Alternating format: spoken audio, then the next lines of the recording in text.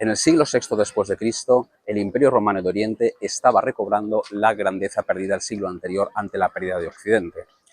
Para conmemorar esa gloria recobrada, el emperador Justiniano va a ordenar la construcción de la iglesia más grande de la cristiandad, para gloria de Dios y del imperio. Hoy, 1500 años después, esta iglesia sigue en pie, convertida, eso sí, en mezquita, en recuerdo de la gloria de ese imperio ya desaparecido. Bienvenidos a la historia jamás contada.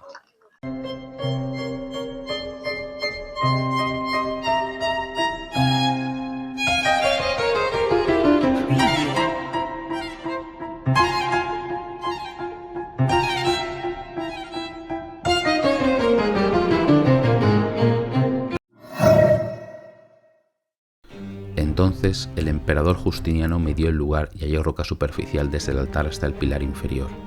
Cimentó la zona alrededor de los fundamentos de la gran cúpula. Desde los pilares del arco hasta el pórtico más exterior puso cimientos en la tierra blanda donde se alzaba un bosquecillo. Y cuando comenzó a echar los cimientos, llamó al patriarca Eutiquio, quien formuló la plegaria para el aseguramiento de la iglesia. Entonces el emperador Justiniano tomó con sus propias manos el mortero, de cal y cerámica, dio gracias a Dios y fue el primero en echarlo en la cimentación. Este breve texto de un escritor anónimo de finales del siglo IX nos narra cómo el propio emperador Justiniano colocó la primera piedra del mayor templo de la cristiandad hasta ese momento. La ciudad de Constantinopla, el corazón palpitante de un imperio romano en expansión en pleno siglo VI, funcionaba como un motor a pleno rendimiento. Las tres partes de este motor eran el Palacio Imperial, sede de la máxima autoridad del Estado, la iglesia de Santa Sofía, centro espiritual del imperio, y el hipódromo, el termómetro, que medía las voluntades populares del momento. Pero como toda maquinaria, a veces ésta sufre averías. En el año 532, esta gran maquinaria imperial no solo se estropeó, sino que además estuvo a punto de saltar por los aires. Comenzando el 13 de enero y durante una semana, la ciudad de Constantinopla fue destruida, saqueada y ardió a manos de sus propios habitantes. El pueblo estaba descontento con Justiniano y así se lo hizo ver claramente en el hipódromo ese mismo día.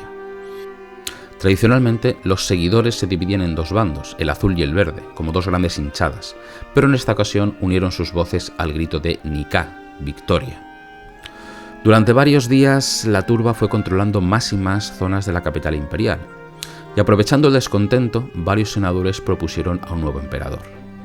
El propio Justiniano pensó en abandonar la ciudad para salvar la vida, pero la emperatriz Teodora salvó a su marido, la corona y la honra del imperio. Finalmente, el emperador se decidió a emplear la fuerza para acabar con la turba. Las tropas imperiales entraron en el hipódromo y acabaron violentamente con la revuelta y con el usurpador de la púrpura imperial. Cuando se dispersó el humo de los incendios sobre la capital, se pudieron contabilizar los daños. La pérdida más significativa fue la destrucción de la Basílica de Santa Sofía, construida en un primer momento por el emperador Constancio a principios del siglo IV y reformada a finales de ese mismo siglo por el emperador hispano Teodosio. Para que el motor que movía la capital imperial volviese a rugir con fuerza, urgía reconstruir este templo, y Justiniano decidió que esa sería la mayor iglesia de la cristiandad, un pequeño pedazo del cielo en la tierra. Los grandes monumentos de la antigüedad poseían una fuerte carga simbólica para las personas que los contemplaban. Esta fuerza no solo provenía de la riqueza o de lo majestuoso de la obra, sino también por los mitos y las leyendas que sobre cada monumento se contaban. La intervención de la divinidad en la construcción o mantenimiento de una gran iglesia como Santa Sofía le confiere un poder especial, que la hacía destacar sobre otras iglesias de la cristiandad. Uno de esos milagros nos narra cómo un día que se había terminado las obras de las galerías superiores, los obreros marcharon a comer, dejando allí al hijo del maestro de obra para que cuidara las herramientas. En este momento se le apareció un eunuco del Palacio Real vestido con unos ropajes blancos resplandecientes. El eunuco le preguntó por qué no estaban trabajando, ya que deseaba ver la obra terminada cuanto antes.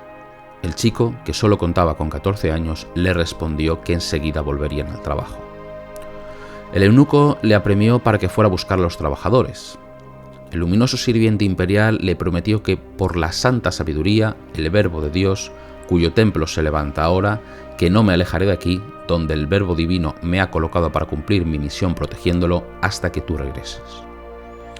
El joven fue rápidamente a buscar a su padre para narrarle lo ocurrido.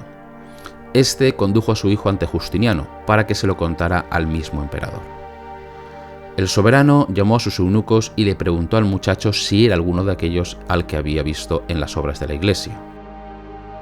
Cuando el chico negó que fuera ninguno de aquellos sirvientes, el emperador declaró: «Se complace Dios en esta obra y me ha enviado la señal de cómo llamar al templo».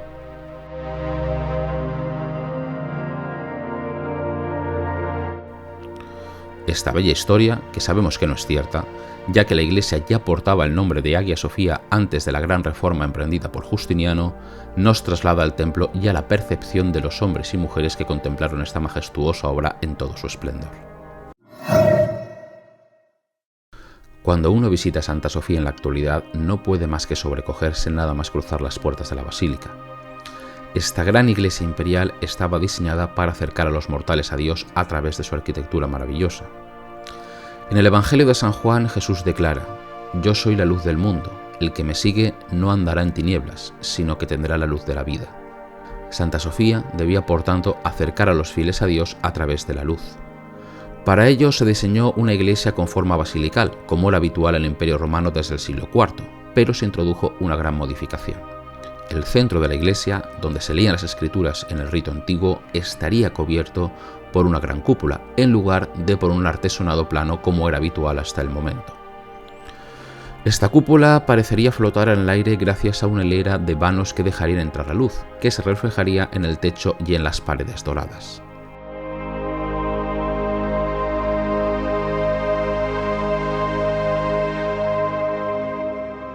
Desde el centro de la cúpula, un pantocrátor observaría a los feligreses, quienes le devolverían la mirada extasiados al verlo rodeado de oro. La cúpula, además, debería estar lo más elevada posible, casi en el cielo, por lo que el emperador Justiniano ordenó traer desde diferentes partes del imperio grandes columnas de templos antiguos.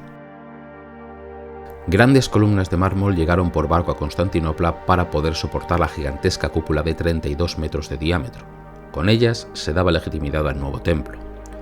De la misma manera que esas moles de piedra habían sostenido la cubierta de recintos sagrados de la antigüedad romana, así lo harían ahora en Constantinopla.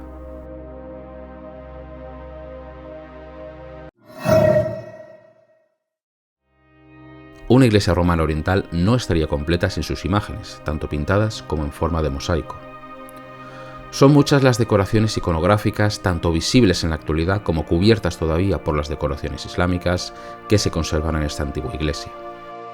Si el visitante entra al templo por la misma puerta que utilizaban los emperadores, enseguida llama poderosamente la atención una imagen sobre el vano de la puerta. Aquí, dos grandes emperadores, Constantino a la derecha y Justiniano a la izquierda, ofrecen sendos regalos a la Virgen María que porta al niño en brazos. El emperador Constantino, fundador de la Nueva Roma sobre la antigua ciudad griega de Bizancio, le ofrece la misma ciudad, mientras que Justiniano, quizá el mayor emperador del Imperio Romano de Oriente, le entrega la propia iglesia de Santa Sofía.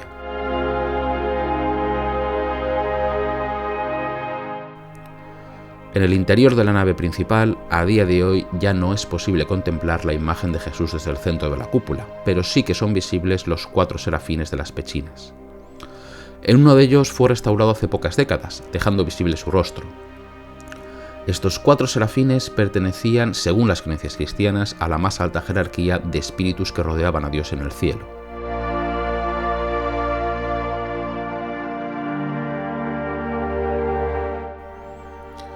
En el ábside, hoy cubierta por una lona debido a que se trata de una mezquita, se encuentra un mosaico de la Virgen María con el niño Jesús en sus brazos. Sabemos que este mosaico se tapó en varias ocasiones debido a los periodos iconoclastas que sufrió el Imperio Bizantino. Todavía quedan restos de la inscripción en el ábside que reza: las imágenes destruidas hace tiempo por los rompedores de imágenes han sido restauradas por los emperadores buenos y piadosos.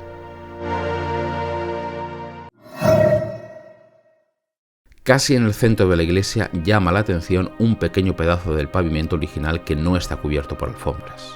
El ónfalos, el ombligo del mundo. Así se denomina esta composición de varios mármoles de colores. El lugar estaba destinado a los emperadores, aunque desconocemos exactamente su finalidad. Una teoría plausible dice que sería el lugar donde los emperadores se coronaban, mientras que otras dicen que justo allí se encontraba el trono imperial para que el soberano pudiese asistir a las ceremonias de la iglesia. Sea como fuere, este ónfalos no se encuentra en el centro del templo, sino que está desplazado un poco hacia la derecha. Hoy en día es difícil entender por qué esto es así si no conocemos cómo era realmente la iglesia cuando funcionaba como tal. Antiguamente, en las iglesias romanas, el centro del templo estaba ocupado por un ambón, una especie de púlpito desde donde se leía la palabra de Dios. El ónfalos se encontraba justo a la derecha de esta construcción de mármol cubierto de plata, oro y piedras preciosas. Quizá como recordatorio para el propio emperador de que él no era el centro del universo, sino que ese lugar estaba reservado para el mensaje divino.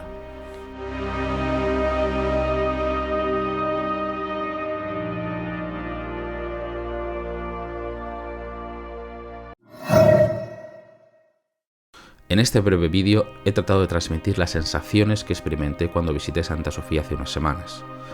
Esta antigua iglesia, hoy en día mezquita, sigue cumpliendo perfectamente con la función para que fue diseñada: acercar la sabiduría divina a los seres humanos. Cada pequeño rincón de este templo fue perfectamente diseñado con esta finalidad. Cuantos más porqués se comprenden, más se acerca uno al verdadero porqué. No puedo más que recomendar que se visite este templo en persona. Hoy, casi 1500 años después de su construcción, es sin duda uno de los lugares más bellos de la Tierra.